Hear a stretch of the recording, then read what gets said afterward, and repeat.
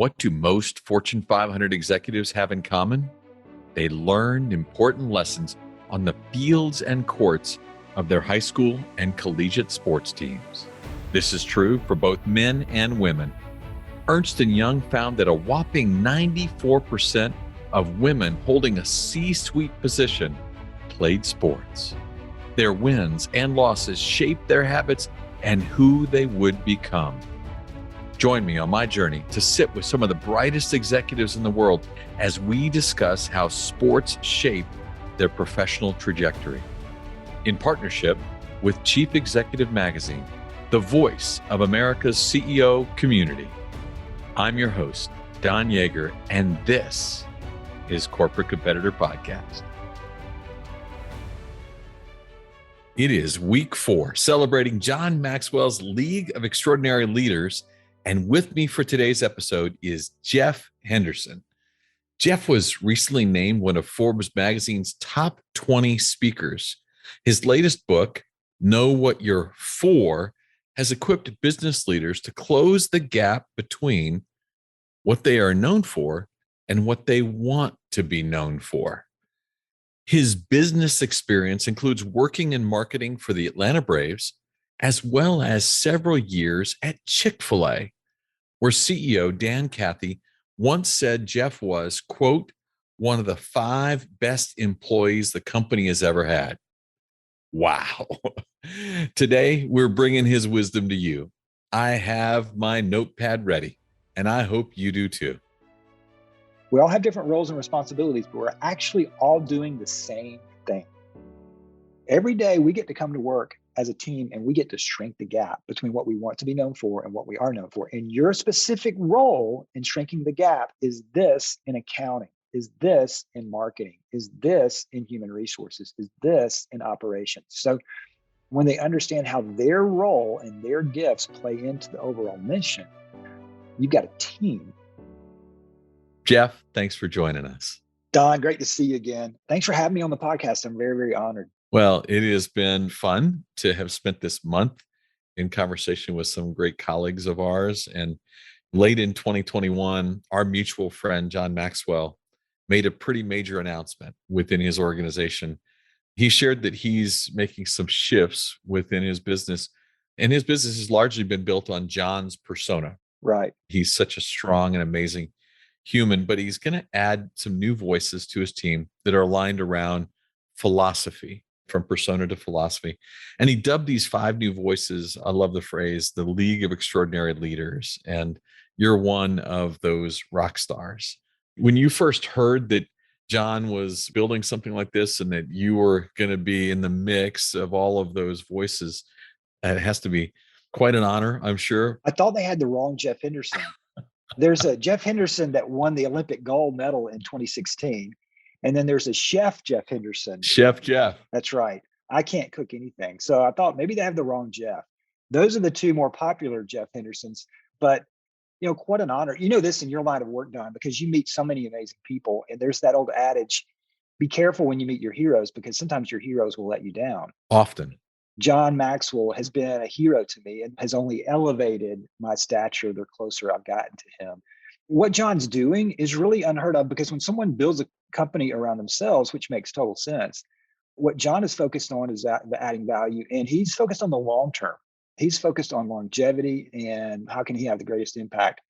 And that happens when leaders hand off opportunities and responsibilities, and that's what he's done for all of us.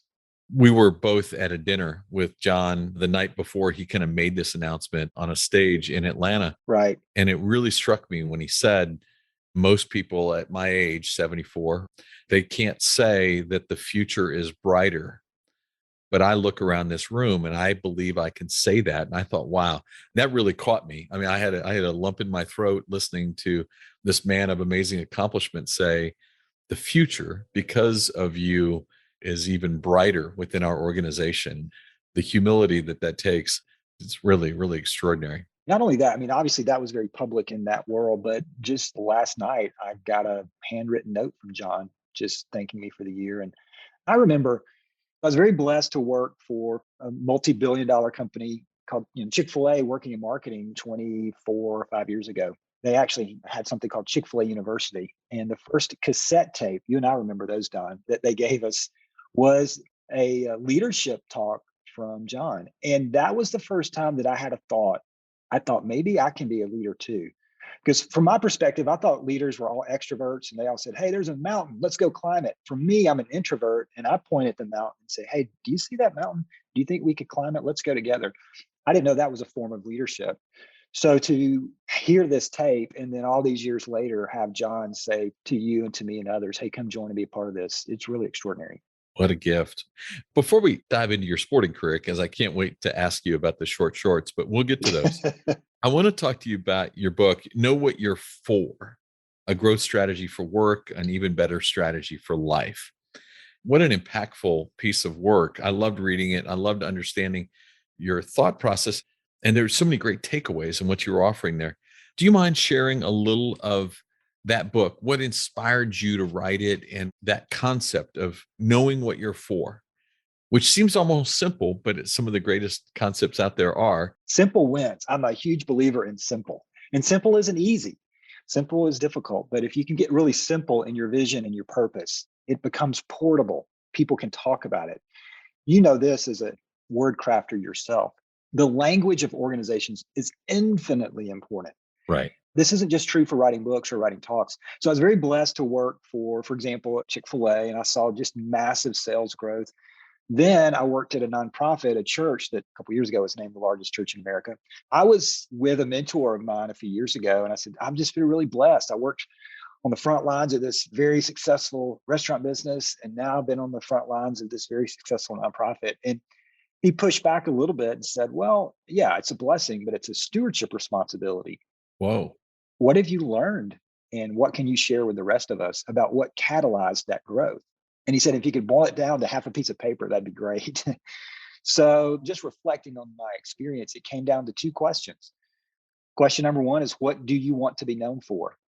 Which, Don, it seems a simple question, but when I go work with organizations and ask them this question and go, hey, before you answer that question, I want you to write it down on a piece of paper. Then I collect the pieces of paper and I read all the different answers that the leadership team isn't clear about what we want to be known for. So it's a simple question. It's not an easy question, but that's your vision. That's your unique niche. Then the second question is, what are you known for?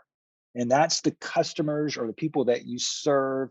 It's their reflection back to you on whether or not you are delivering on your brand promise in question number one.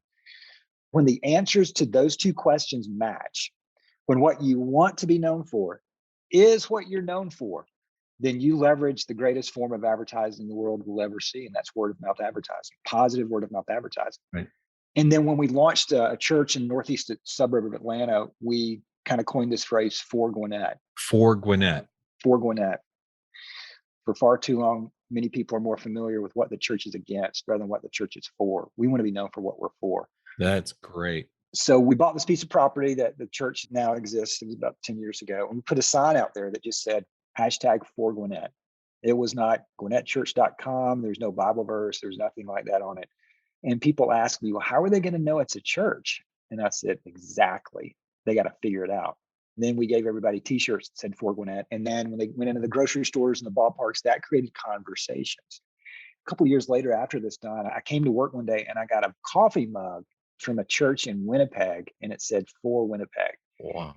This thing started to take off literally around the world, from Dubai to Guatemala. There have been organizations that are doing this, which is so exciting. That's kind of what the book is about. It's really a business book, but a lot of nonprofits have leveraged it as well. And the reason I think that's important is I think one of the ways we change the world, to use John's language, is one community at a time. Right. Every community needs thriving businesses and thriving organizations. My experience, this is how you help create thriving organizations, by asking those two questions. In the book, one of the lines that you had that really jumped out at me was, when there is confusion in the office space, there will be confusion in the marketplace. To your point, you spread those half sheets of paper around to everybody in a room. That's the leaders of an organization. And there's no simple answer to the question of what are you for? There's confusion there. How can we prevent that kind of confusion in the office space? One of the most dangerous things a leader can do is to assume everybody knows what we want to be known for. Isn't that true? That's a huge assumption. I encourage leaders to do a vision inventory. You can do this walking around, you can do this on a Zoom call, and you just ask the question, hey, Don, what do you think we want to be known for? And just listen. Ask that several times. And if you get a consensus answer, then that's awesome. If you get conflicting answers, if you get people staring off into space, the warning light on the organizational dashboard should be blinking. A lot of leaders think that since we said it once at a retreat 2 years ago, everybody should get it now. And one of the pivotal lessons I learned from Cathy, the founder of Chick-fil-A, is leaders are repeaters. You have to say it over and over and over and over. And just when you think everybody's got it, you got to say it over and over and over again. So this assumption that everybody knows what we're for is a really bad assumption. And even if you do have a consensus, you have to stay on message. I believe Simon Sinek's book, Start With Why, is important. I actually believe staying with why is actually more important. Staying with why. I love it. But that idea, that vision inventory, heck, I may jump off this call and do it within my own office. You put your cell phone number in the back of your book. I debated actually including it here, but I'm not going to. But I have to ask, do people actually call you? And if so, what do they say? Well, in the book, I ask, hey, if you have a question or you have an insight from the book, text me. So I get text messages. It's been phenomenal. I probably get one text message a day. Wow. And it's, hey, I have this question, or here are the 2 insights, and here's what I'm going to do. It's funny. So when I had this idea, and Bob Goff, does this as well. I was with Bob speaking at a conference a couple of years ago. I mean, his cell phone was ringing off the hook, and he answers all the time. So I told my wife, I said, hey, I think I want to do that too. And she goes, I'm a little concerned about that. But it was a way for me to tell them specifically, hey, I'm for you. Again, another lesson I learned from Chick-fil-A, my former boss, David Salyers, is the more personable you are, the more remarkable you will be to your customer. And maybe I've missed one, Don, but I think I'm 100%. You text me, I text you back. But it's been so encouraging. The more personable you are, the more remarkable you will be to your customer. Mm-hmm. You used the example earlier with John Maxwell talking about sometimes you don't want to get to know your hero too closely because they let you down. The key is consistency, right? Your video and your audio showing up and running on the same track. Absolutely. I'm all about systems. I'm all about scale. Chick-fil-A's 2,500 restaurants, and there's got to be 2 pickles on the sandwich. So we're all about systems and scale. At North Point Ministries, same thing, systems and scale. But while I believe in systems and scale, we can't let systems and scale drive out the humanity of the business. When we go, oh, we're just too big, we can't do that anymore. I think that's a dangerous, slippery slope. So that's why I love these text messages. I love these personal things that you can do on a daily basis, just to let the people that you're served knowing, hey, I see you, and I'm going to try to serve you as best I can. I love it. I love it. I do want to dig into a little athletics here. Yeah. I know they were an important part of your foundation. You played football, basketball at Norcross High School there in Georgia, captain of the basketball team led by Coach Norris. Right. And as was previously mentioned, the pictures in your yearbook of you in short shorts, there are reasons why they circulate among the church staff. That's right. And your wife is worried about it. Yep. Can you share a story from that period in athletics, something that you experienced during that window that impacts the man and the leader you've become? So my senior year in high school, the National Football League went on strike.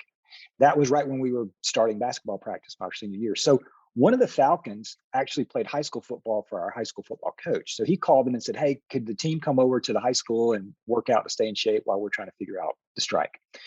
So a few of the guys actually asked if they could come run with the basketball team. And one of the guys, you'll remember this guy, Don, it was Billy White Shoes Johnson. Remember Billy White Shoes? Billy White Shoes. Oh, man, the greatest touchdown dance of all time. The funky chicken. Yep. Absolutely. So he played for the Oilers when they were in Houston and then played for the Falcons. Such an incredibly nice guy. So we played to 10, 5-on-5. Each bucket's 1 point. My team won. I scored 6 off of Billy White Shoes Johnson. I'm thinking. You scored 6 on Billy? Yes. So after the game, we're about to play again. Billy comes up to me and says, hey, Jeff, that was awesome, man. Good game. Now, this game, I'm actually going to try. Not only did I not score, I didn't touch the ball the entire game. So that was a little Billy White Shoes Johnson story. But I grew up in Gwinnett County, and Gwinnett is kind of a hotbed of sports. For example, Alvin Kamara, who plays for the Saints, he played at Norcross High School. Lou Williams, who plays for the Hawks, he played at South Gwinnett High School. And I could go on and on and on. So I wanted to grow up playing for the Atlanta Hawks. I figured the Hawks would draft me and I would lead them to their first NBA championship. Unfortunately, Don, the Hawks did not draft me, but I also blame that for the fact that they still have yet to win. They still haven't won one. That's right. But there's still time. I mean, you look good. You look like you still have that shot in you. There's still time. Yeah. I'm waiting for the shorts to get back to be shorter before I come back. Yeah. So one of the things Coach Norris said is, hey, I want you to be all Gwinnett County. And I was, as you can tell, not that tall, I'm not that athletically gifted, but he really taught me how to dream big and to go for it. So when the Gwinnett Daily News named me one of the 5 on the Gwinnett All County team, that's when I really began to learn, think big and work hard. Mm. And he was very hard on me in a good way, but he made it clear the reason I'm being hard on you is because I believe in you. If I didn't believe in you, you'd be on the bench. Don't take me criticizing or challenging you in a negative sense, because we've got a goal. We want to win games, and individually for you, I want you to be all county. So let's do this. I believe you can do that. And I know that if I tell you what to do, you'll do it because you're that kind of worker. And I think he was speaking hard work and the value of hard work over me in that point. I don't even know if he really believed that to be true. But when he said, I know that you'll do this, that's who you are, it just made me work. I mean, I literally, the picture of the guy you have that you showed me, Bobby Singer, he and I literally broke into the gym to shoot basketball. We had to climb up the gym to get in on Saturday nights. But part of that was Coach Norris saying, he didn't encourage us to break in the gym, by the way. That was our idea. But he said, here's the work I want you to do. I know you're going to do this because you're a hard worker. And if you do this work, it'll pay off. But he knew I had limits. Right. It's interesting, Don. He said, I believe you can be all county. He did not say, I believe Dean Smith is going to come recruit you. So there was a dose of reality to this, right? Right. So sports also taught me how to deal with disappointment in life. Mm-hmm. Because my other dream was to play for Coach Dean Smith at North Carolina. And this was pre-Jordan days, all right? So I was North Carolina before North Carolina was really cool.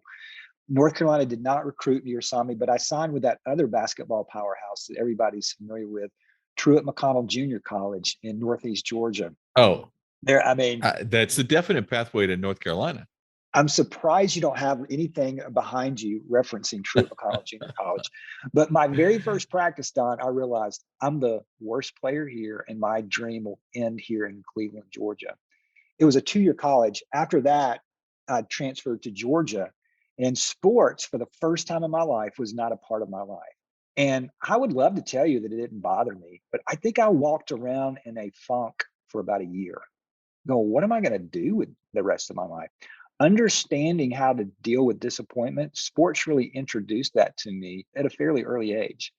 Now, eventually, it led me into sports marketing because of my love for sports, but it's seeing where I am and still dreaming big. That's awesome. Is there some of that you went on to build into your leadership style as you progressed as a leader, both in the for-profit and nonprofit worlds? So as a communicator, I mean, you're a communicator. One of the things I took from that is the value of practice and working hard. I began to realize, as a communicator, I should probably practice my talks because that's honoring the audience. And the first time these words should come out of my mouth, it shouldn't be in front of people. So I generally practice my talk 7 times before I give it. And that just really helped me understand the value of practice, the value of being prepared. That's kind of an athletic trait, an athletic discipline that I took now into my professional life, which I still do today. I love that, honoring the audience. That's really awesome. And, it's funny, a couple of years ago, I was doing a speech, and it's a speech I've given hundreds of times. But the night before, I was practicing, and I had my son with me, who at the time was 11. And I remember at the end, he was like, Dad, why are you practicing a speech you've given that many times? I said, son, it's because tomorrow I want to make sure that it feels like I just did it a few hours ago. Right. I mean, I haven't given this speech in a week or so. I mean, no one would ever go out and play the Super Bowl having never practiced. And yet we think there are other things out there like speaking that we should just naturally walk out and do. And Right. so I love that, honoring the audience and how important it is. You go on after your amazing junior college career. I scored 6 points in my junior college career. So there you go. Wow. And the Hawks still didn't draft you. What are they thinking? It's why they haven't won. Um, That's right. but then you go to Georgia. You mentioned that. Go Dogs. That's right. Out of that, Atlanta Braves. What an amazing first job if you're a sports junkie and you're from Gwinnett County. And then Chick-fil-A, you go in to talk about working in the sports marketing area. You actually helped launch Chick-fil-A's involvement in college bowl games. Mhm. Tell me about that period. What did you learn as you're connecting what's happening in the opportunity to be involved in sports and still recognizing that there has to be a business payoff for the organization to be able to make that work? Absolutely. Something my dad told me, he said, son, be faithful in the small things. God's paying attention. When I was at the University of Georgia, I just wrote the Braves a letter. This is in pre-email days, right? It's not like I'm emailing them or texting them. I'm probably not in my short shorts, but I'm writing them a letter and I'm saying, hey, do you have any internships available there? And I found myself in their marketing department doing all sorts of things. This is another thing that I learned from my dad and Coach Norris about dreaming big and asking big. The worst thing they can say is no, Mhm. but they actually said yes. So I grew up in Atlanta, and one of my first sports heroes was Hank Aaron. Lo and behold, Hank Aaron was working 2 offices down from me when I was just this little intern there. And I remember one time walking away. This is 3 stadiums ago, because we don't win a lot of championships here in Atlanta, but we build stadiums. And it was just 2 cars. And I looked over and it was Hank Aaron and it was my car. And he was waving at me. Don, I'm just sitting there going, oh my goodness, Hank Aaron, the home run king, is waving at me. Just so remarkable. But I had no idea that a few years later I would be spearheading Chick-fil-A sports marketing efforts.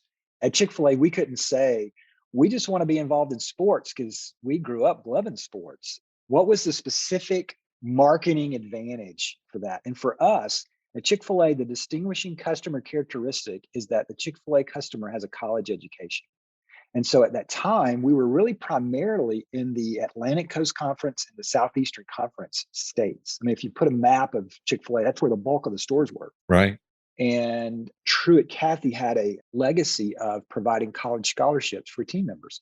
So that whole college sports thing really began to tie in. And so I give credit to Steve Robinson and David Salyers. They were really spearheading this. And then because of my background with the Braves and my marketing background, I found myself just being offered this opportunity to be a part of this. But there needed to be a business case. The other business case that we made is we weren't really a national brand. We were a regional brand at the time. And with the Chick-fil-A Peach Bowl, we were able to, that's how we did our first internet marketing promotion for Chick-fil-A into national advertising. Really? Yeah. I don't think I fully appreciated that. Yeah. Through ESPN. After the game, you go and you click on this coupon. I mean, this is like revolutionary stuff. Back in like the day, like, what? How is that revolutionary? But we did the first internet marketing promotion for Chick-fil-A through the Chick-fil-A Peach Bowl. So all of these things were just incredible opportunities for me to learn from. That's awesome. It was so fun. And then we would go to the national championship games to quote unquote learn from the national championship game and all that. Right. It was fantastic. And it was a way for me to still stay connected to the sporting world. But the thing about Chick-fil-A, though, one of the many things is that they were scrappy.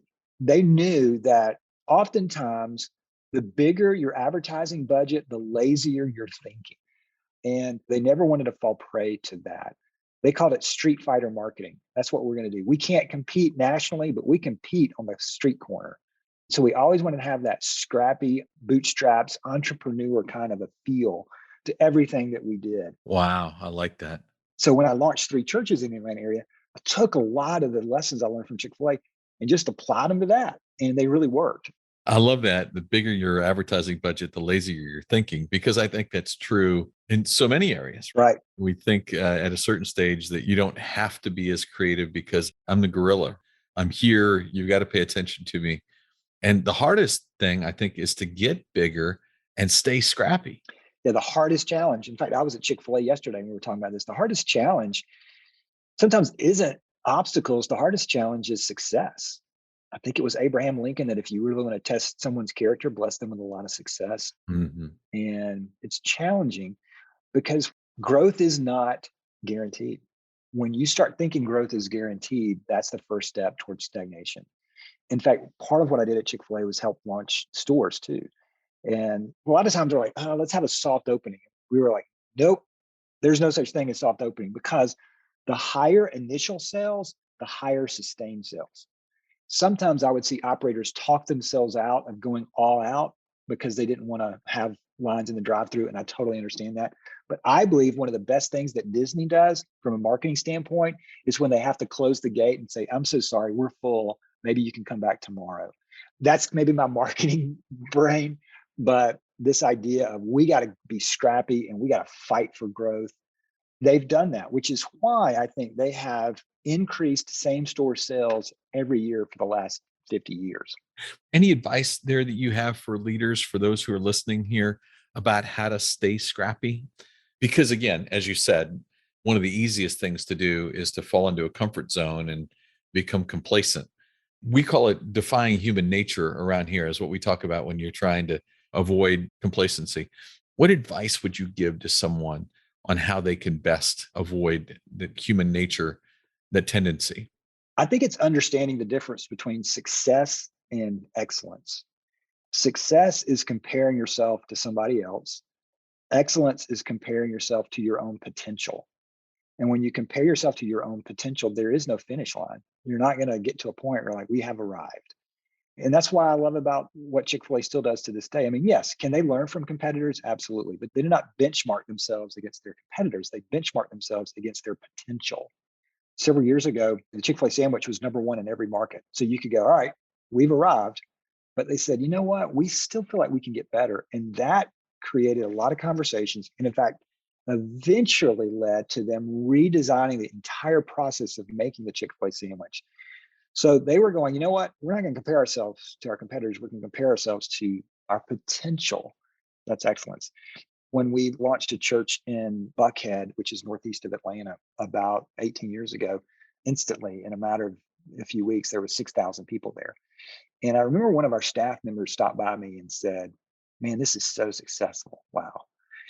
I'm a fairly laid back guy, Don, but at the next staff meeting, I just said, hey, I just have to tell you something that really bothered me. We can look at all these people here and we think we're successful when you don't realize that if you draw a circle within a 10-mile radius, there are 280,000 people who don't go to church. That's our potential. Now, if we somehow reach these 280,000 people, then maybe we have another conversation. But we are nowhere near success. More than that, we got a long way to go because our potential is 280,000 people. So once you understand what your potential is and moving toward excellence, the success thing puts itself in its own category. Now, do we need to celebrate wins and milestones and achievement goals? Absolutely. That's really, really important. In fact, we do need to celebrate. We had 6,000 people here, but at the same time, once we start patting each other on the back and saying we've arrived, just give it time. The clock's ticking. Understand the difference between success and excellence. That's great. I'm sure you remember Coach Wooden's pyramid of success. Oh, yeah. Coach Wooden was an important figure in my life. And he had that line, his definition: success is a peace of mind. It's a direct result of self satisfaction and knowing you did your best. Right. Success isn't measured in 6,000 people. It's not measured in the number one chicken sandwich. It is, do you know that you've given your best? I love it. In 2020, you started the Four Company, helping others grow, and you're doing a lot more in that space. And I know you're no stranger to sports analogies. Obviously, we've made some great ones here, but you use a metaphor about creating fans in the stands. Can you share that metaphor, why and how we need to collectively in each of our organizations be thinking about how we're creating fans in the stands? Well, one of the things Chick-fil-A taught me is that we need to create raving fans, customers that come more often, they pay full price, and they tell others about you. Okay, so that's a raving fan. And so I'm all about creating raving fans. And yet, many times, organizations think that the hero in the equation of the customer and the organization is the organization. So what they're trying to do is to create customers and put them in the stand so that the customers can cheer on the business down the field as the business scores a touchdown. That's an inaccurate picture of what we need to do. We want to put the business and the people that work for the business in the stands because we're here to serve the customers. They're the hero. We're not the heroes. We're there to cheer them on. If our products and services help their day, help solve a problem for them, make and enrich their lives better, that's the win. That's why we're here. Now, when that happens, guess what happens? You create fans and they get in the stands for your business. But we have to understand that ultimately, it's not about the business, it's about the customer. And I see this all the time in marketing and advertising still to this day. In fact, social media is a rampant example of this. Many organizations forget the social in social media. It's just digital media. They don't leverage social media. They don't talk to the customer. And very few organizations actually lift off their platform and talk to customers on their platform. When that happens, it's a game changer. That's why I tell smaller businesses and entrepreneurs, you have a big advantage over large organizations because you can get more personable with social media. And when you do that, when you follow your customers, comment on their Facebook page, say happy birthday or congratulations from that graduation, you're now in the stands cheering them on. And that's a personal touch. Now, I get pushback on this, Don, like, well, we can't do that for everybody. That's why I love what Andy Stanley says, do for one what you wish you could do for everyone. Right. If you do that consistently, do for one what you wish you could do for everyone, that really adds up and you start creating an emotional bond with a customer. And we all know the value of a lifelong customer for the business. That's how you create it today, by creating those personable moments. That's why I think social media is just low hanging for organizations if they'll understand how to leverage it and not forget the social in social media. I love that. What a great lesson. Heck, it's kind of like putting your phone number in the back of your book. Right. You're not counting on everybody calling you, but if you get a chance to begin the interaction with more, everyone you touch is great. Yeah. But here's the deal. If I put my phone number in the book and somebody texts me and I don't text back, that's a lack of integrity. You missed opportunity. Yeah, it's a missed opportunity and it's a lack of integrity. Now, we're not talking about perfection, but if you truly want to be for your customer and for the people that you're serving, those are symbolic leadership gestures that are really important. So true. You know, something I saw you share once on a podcast with John Maxwell and Mark Cole is that you write 15 thank you notes per week. Yep. I love it. What a lost art. I mean, you're not just texting, you're actually putting 51 cents or whatever a stamp costs these days on an envelope and mailing something. When did that start for you? That's another lesson that Cathy taught me, that the international sign if someone needs encouraging is if they're breathing. Whoa, Everybody is breathing, so they need encouragement. that's powerful. And when I left Chick-fil-A, I was going to help start this video church where the preacher's on video is kind of unheard of at the time. And a lot of people are like, wait, what? You're leaving a multi-billion-dollar company to do what? So you know what I'm going to do? I'm going to write everybody in the marketing department and everybody on the executive committee at Chick-fil-A a handwritten note to say, I didn't necessarily say this, Don, but basically is like I said, if this church doesn't work, can I come back and work here? And I was amazed at how many people said, no one's ever done this before. No one, as they're leaving an organization, turns back. I get a handwritten note and they say, thank you. And I thought, no one's done this before? Wow. So when I left to go at Buckhead Church, I thought, I have all these volunteers that make this happen. And we pay them in coffee and donuts. That's it. You know what I'm going to do? I'm just going to start writing volunteers notes, 3 notes a day. That's what I'm going to do. I would carry note cards around with me in my backpack, in my car, so that I would get to 3 notes a day. And then I would send a message out every week to our staff to go, hey, any great volunteer stories that you could tell me? Don, just the feedback. In fact, last week, I got a picture of a note that I wrote 15 years ago. Someone, was cleaning up their office and they came across this note that I had written them 3 churches ago. He said, just want to let you know, I still have your note. Kind of emotional thinking about it. Now, I wish they would have told me, Jeff, the sermon that you preached was amazing. I didn't hear that, but I heard this note that you sent me. But the fact that they still have this note, true, it was right. People just need encouragement. Mm. Encouragement is never small when you're on the receiving end of it. I should text you this note just to, you can maybe put it in the show notes, just so everybody can see that this is actually a real story. It's not a preacher story. Not a preacher story. And, so that was for me. I'm like, oh my goodness, the lost art of handwritten thank you notes. I tell my kids, I have a 22-year-old, a 20-year-old Don. I say, hey, look, I know we're all worried about the future, but if you'll do 2 things, If you'll show up on time and write handwritten thank you notes, you're going to be just fine. You're going to be just fine. Thank you notes are a nice thing to do, but you have to have a system. And it bothered me. Like I would be at bed at night going, oh my goodness, I didn't write 3 thank you notes today. So I was never perfect at it, but I was really good at it. And the reason I was good at it, I had a system. I set up my briefcase or my backpack in my car when I had opportunities. And it just bothered me. It bothered me. And you live in Atlantic where you have traffic. You can actually sit and write a thank you note Like, while crawling at 4 miles an hour. That's really awesome. traffic can be a blessing. Right. But I got one last night from John Maxwell last night, which I just mentioned. And I'm like, oh my gosh, look at what because you go to the mailbox, you get bill, catalog, bill. What is this note? And it's just a huge deal. The international sign that someone needs encouraging is that they're breathing. I love that. I want to ask you a question we've asked every guest for a year and a half of doing these podcasts. Many people refer to their corporate organizations as teams. I find that to be a crazy overused phrase. People love to think just because we're all employed by the same group, we're a team. You and I both know there's a large difference between putting people together and actually having a team. Right. You've been part of teams, you've built teams, if you could coach a young leader who's got a group of people working with or for them to take a collection of individuals and actually create what you would define as a team, what kind of elements would you coach someone into thinking about? First, as the leader, the most important principle is that you are here to serve the team. The team is not here to serve you. You put a towel over your arm and you're there to serve them. I tell the staff folks that I serve, my number one customer isn't the customer necessarily that's buying the products or attending the church or whatever. My customer is you as the leader. You're my customer because I feel like the customer is eventually treated like the team is treated. You treat the team great, they're going to take care of the customer. Second part is to ask each individual team member, hey, what's your dream? What do you want to do here? What is your goal? And how can I help you get there?